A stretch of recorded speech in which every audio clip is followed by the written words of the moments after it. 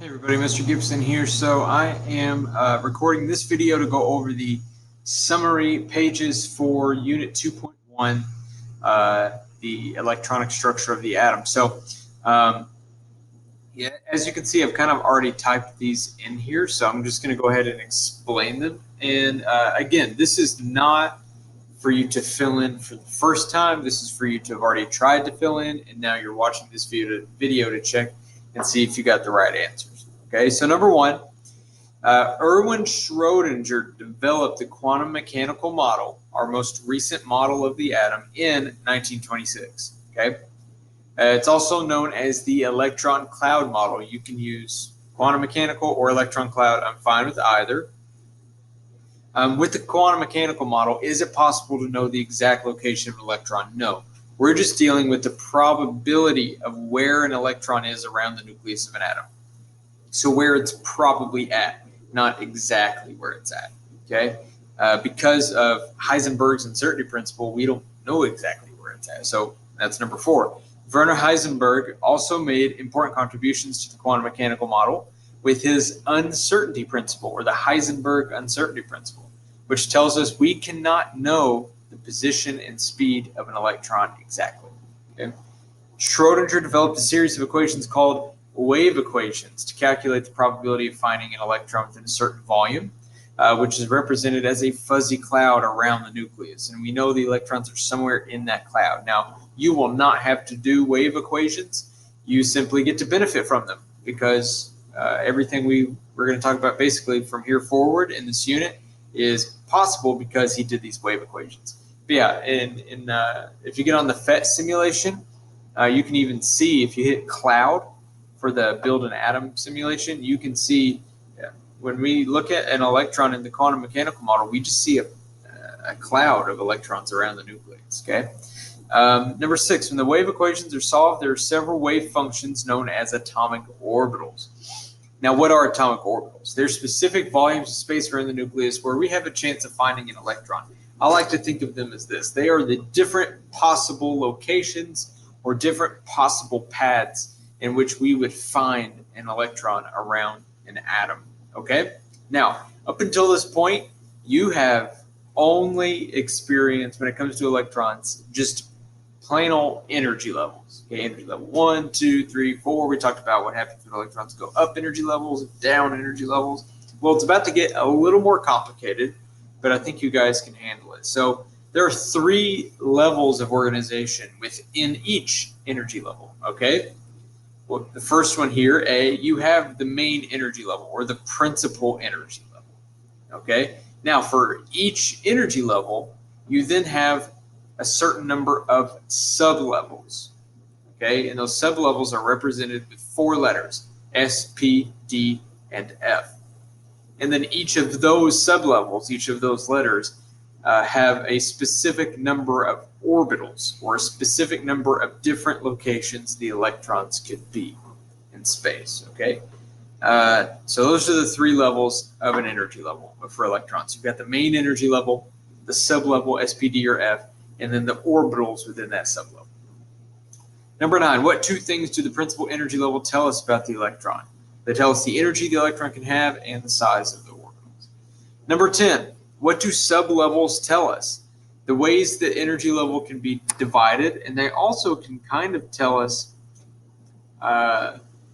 generally where we might find an electron because of their shape. And we'll get to the shape here in just a tidbit. Okay. Number 10. No, we already did that. Number 11. What is the other name for sublevels? We can also call them subshells. I don't usually use that word. I'll 99% of the time use sublevels. Okay.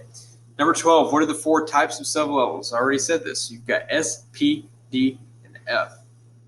13, how many orbitals are in the S sublevel? Well, in the S sublevel, it's just a sphere. So it doesn't matter how you position that in space, it's going to look the same. The electron's going to be in the same region. So there's only 1 orbital in the S sublevel. Okay, I'm going to jump down to number 16 and then work my way back up.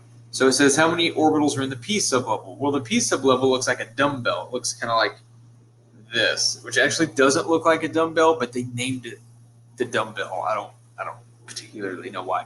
It looks more like a figure 8. but it's three-dimensional. So if you took the p sublevel and you moved it from this direction to this direction, we just changed the area that that electron could be. So that's a different orbital. You could also make it upright. So there we would have changed it again, okay?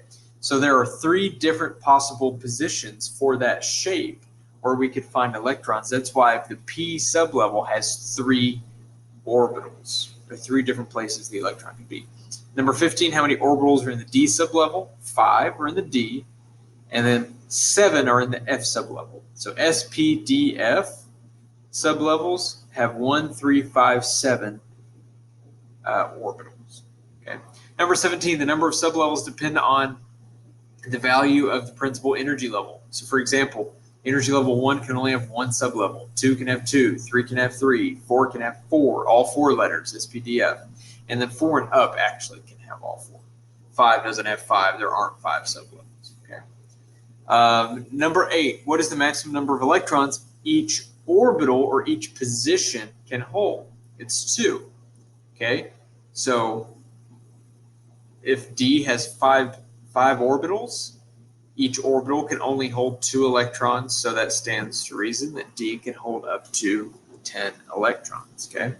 And that's what we're answering here. So number 19, for each sublevel, write the maximum number of electrons they can have.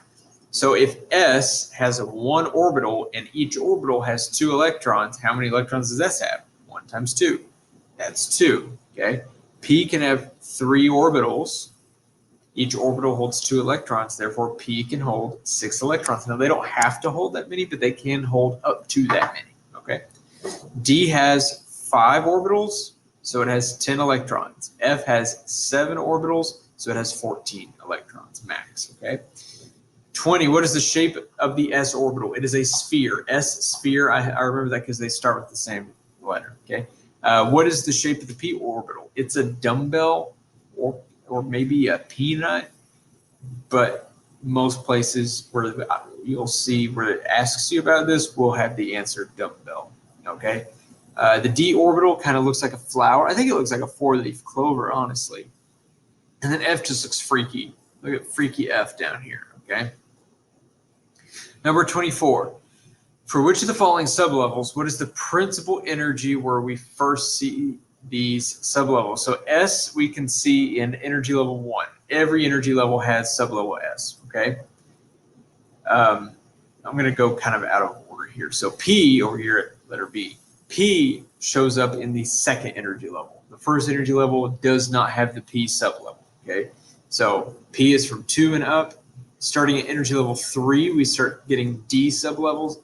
And at energy level 4 is where the F sublevel appears, okay?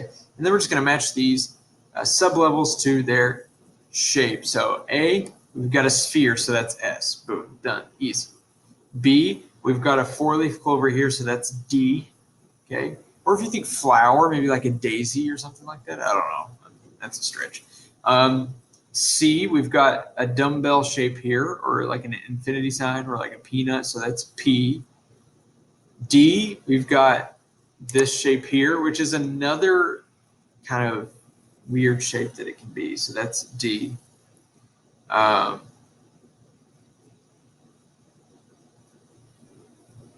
second. Okay, I'm back. And then E, we have a dumbbell or a peanut just turned upright, so that's still P. And then here we have this freaky looking thing, so that is F. And that's the summary, okay? As long as you know the 4 letters as PDF, their shapes, and how many electrons go in each one, you're pretty golden for this section of the unit, okay? If you guys have any questions, feel free to email me. Good luck and see you later.